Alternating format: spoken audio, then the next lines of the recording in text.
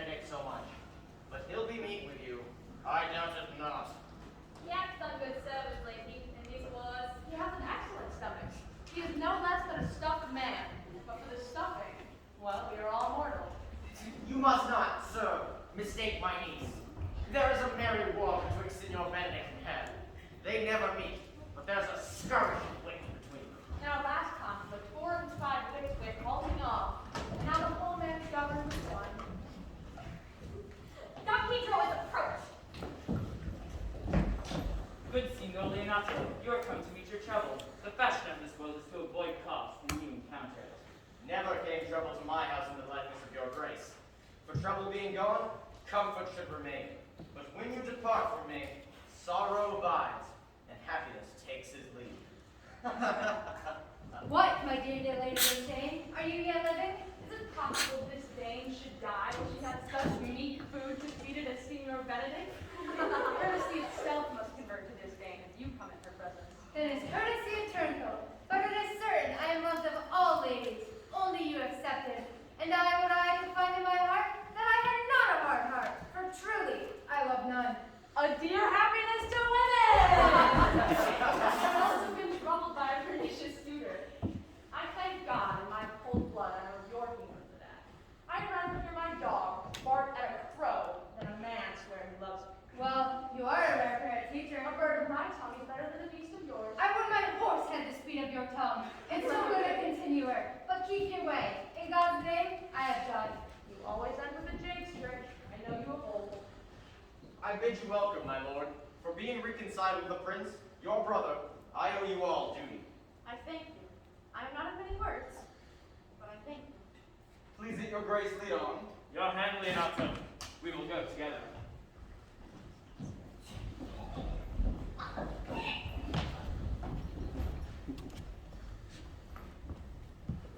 Love may transform me to an oyster, but I'll swear my oath on it till he make an oyster of me.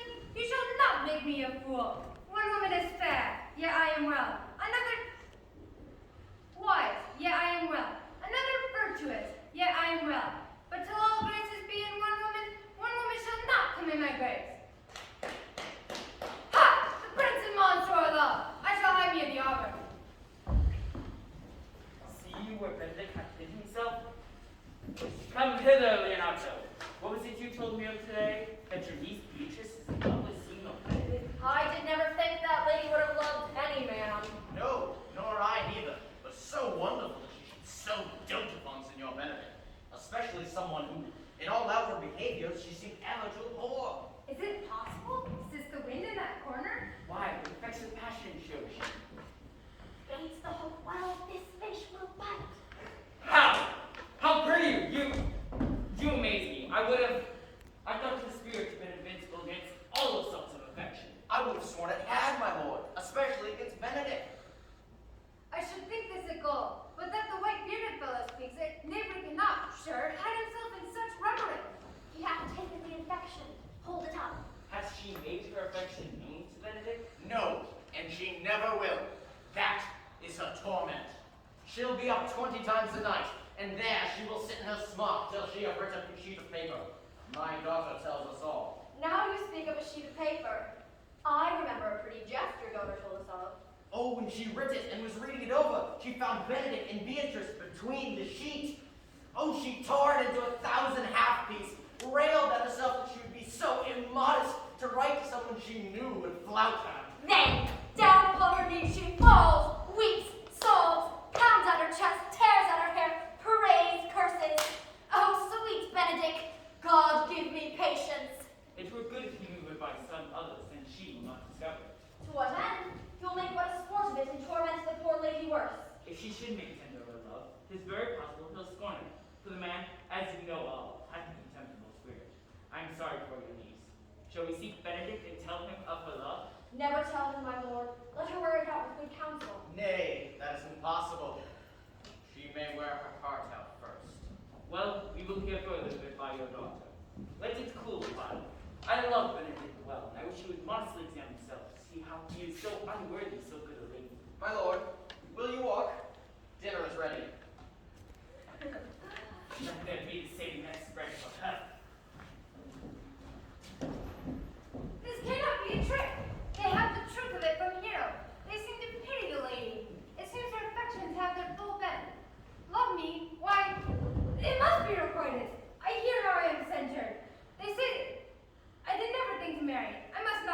proud. They say the lady is fair, 'tis a truth, and wise. But for loving me, why, I must be horribly in love with her. When I said I would die a bachelor, I did not think I would live till I were married. Now, Ursula, Margaret, when Beatrice doth come, my talk to me must be how Benedict is sick in love with Beatrice. Now begin. But are you sure that Benedict loved Beatrice so entirely? So says the prince. And my new troth lord. And did they bid you tell her that? They did entreat me to acquaint her of it, but I persuaded them, if they love Benedict, to wish him wrestle with affection, and never to let Beatrice know it. Oh, I did you some that not the gentleman deserves full the fortune of Benedict is all ever tried to fall. She is so self-endeared. Oh! Sure, I think so. And therefore certainly it were not good. She knew his love, lest she make his sport at it. Such talk was not commendable, but who dare tell her so? If I should speak, she would mock me into air. She's blind, I warrant you. We've caught her now. If it proves so, then loving goes by haps. Some cupids kill with arrows, some with trumps. What fire is in my ears? Can this be true? Stand I condemned for pride and scorn so much? Contempt farewell, and man and pride adieu. No glory lives behind the back of such. And Benedict, love on! I will requite thee, taming my wild heart to thy loving hand. If thou dost love, my kindness shall incite thee to bind our loves up in a holy band. For others say thou dost deserve, and I believe it better than reportingly. Earlier in the week, the young people conspired to make a match of Claudio and Hero. Don John, the troublemaker, however, has tricked Claudio into believing that Hero has been unfaithful.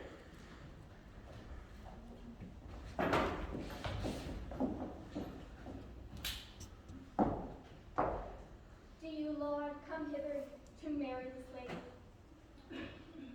No. To be married to her. Friar, you come to marry her. Lady, do you come hither to be married to this lord? I do. Okay then, if either of you have any inward impediment on why you should not be joyed, charge you on your souls to other. Know you any, hero?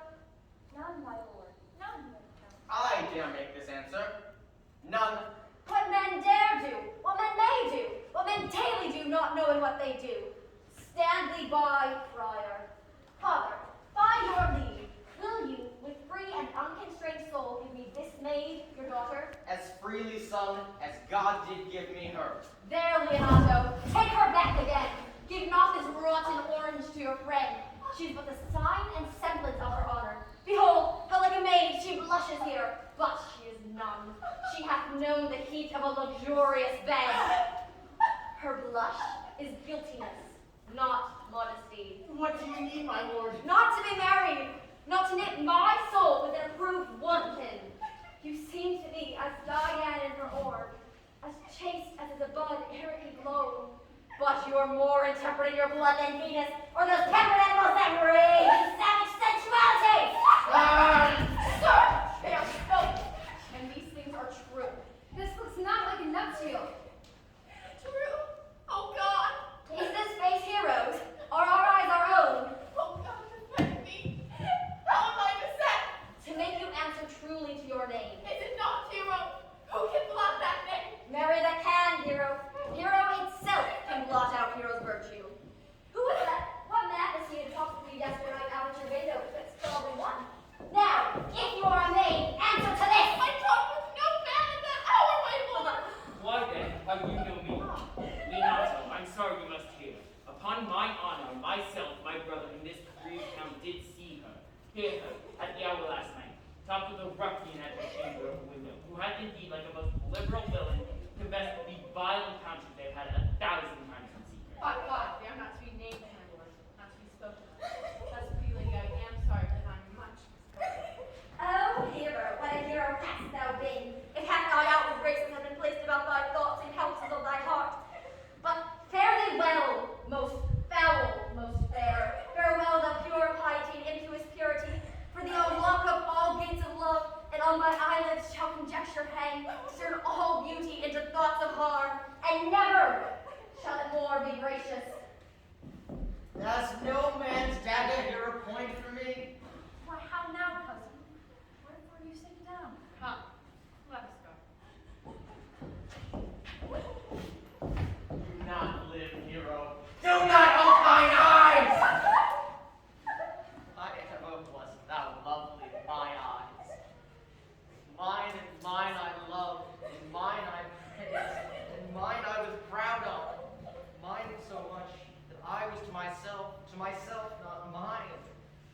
valuing her. Why she has fallen into a pit of ink so wide that the vast sea has dropped too few to watch her cleaning it. I know that lately I have modeled 1,000 blushing apparitions with Scotch and blue face, 1,000 innocent shames.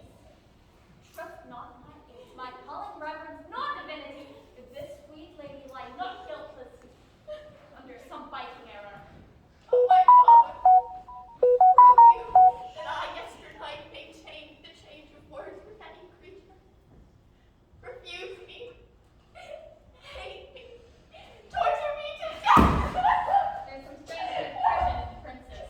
Two of them have the very bent of honor. But if there were wisdom to be misled in this, the practice have outlived in John the Bastard, whose spirits toil in frames of villainies. I know now.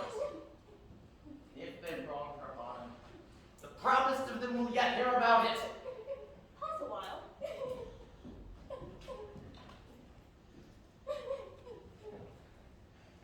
Your daughter said that the princess left for dead, so let her secretly be kept in. Publish it, that she's dead indeed. And let all appertain unto a burial. What will this do? What will we make of this? This will, on her behalf, change slander to remorse. So it will bear with Claudio once he hears that she died upon his words. The idea of her life shall soon deep into his study of imagination. Come, lady, back to live. This wedding day perhaps is but for long. Patience and endure.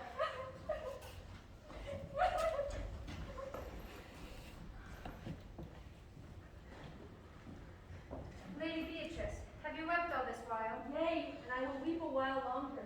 I do love nothing in this world so well as you. Is not that strange? You have stayed me in a happy hour. I was about to protest I love you. Come, bid me do anything for thee. Kill Claudio. Not for the wide world. You kill me to deny it. Farewell. Is Claudio thine enemy? Is he not approved in the height of villain that hath slandered, scorned, dishonored my kinswoman? Oh God, that I were a man! I would eat his heart in the marketplace! Cannot be a man with wishing. Therefore I will die a woman with grieving. Tarry, good Beatrice. By this hand, I love thee. Use it for my love some other way than swearing by it. Think you in your soul that Count Claudio hath wronged Hero? Nay, as sure as I have a father's soul. Enough. I am engaged. I will challenge him. By this, I will kiss your hand. By this hand, Claudio shall render me a dear account. Go, comfort your cousin. I must say she is dead, and so, farewell.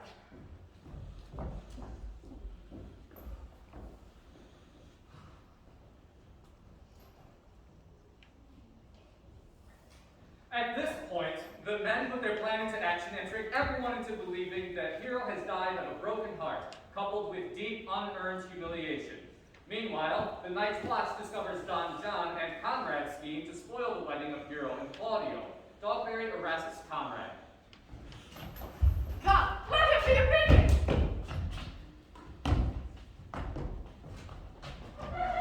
Ah, Hotspur!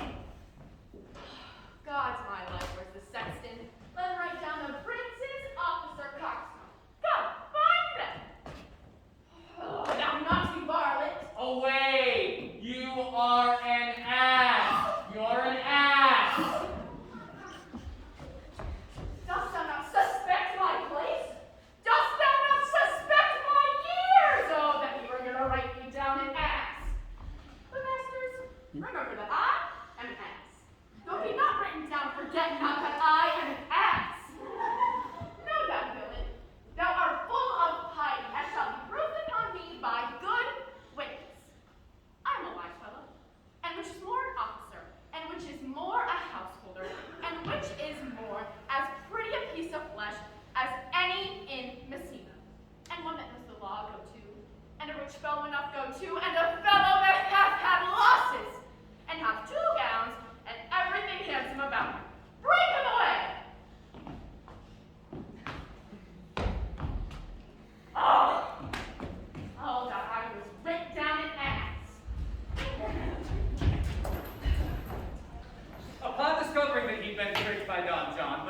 believing that Hero is dead, Claudio pays penance for his public shaming of Hero by singing an epitaph at her tomb. Leonato further requests that Claudio marry Hero's cousin to atone for his crimes. Did I not tell you she was innocent? So are the prince and Claudio who accused her. Well, I am glad that all things turned out so well. Well, daughters and gentlewomen all, withdraw into your chambers, and when I send for you, come hither masked. Here comes the Prince Claudio. Good morrow to this fair assembly. Good morrow, Prince. Good morrow, Claudio. We are here to attend you. Have you yet decided today whether you will be marrying my brother's daughter? I will hold my line. Call her forth, brother. The friar is ready. Which is the lady I must seize upon? This is she, and I do give you her. Give me your hand before this holy friar. I am your husband, if you like me. When I lived, I was your other wife. And when you loved, you were my other husband. Another hero. One hero died to fight, but I do live. And shortly as I live, I remain. The former hero. Hero that is dead.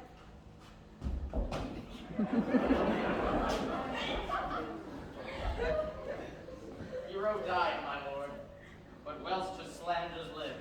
All this amazement I can qualify when after that the holy rites are ended. Softness there, friar. Which is Beatrice? I answer to that name. What is your will? Do not you love me? Why no? No more than reason. Well, then your uncle, the prince, and Claudio have been deceived. This were you did. Do not you love me? No, no more than reason. Why then my cousin Margaret and Ursula are much deceived. For David's where you did. This were you were almost sick for me. This where you were held on my dead for me. 'Tis no such matter. Do you not love me? No, truly. But in friendly Oh, cousin, I am sure you love the gentleman. And always sworn upon that he loves her. For here's a paper, written in his hand, a halting sonnet of his own pure brain, fashioned to Beatrice. And here's another, written in my cousin's hand, stolen from her pocket, containing her affection unto Benedict.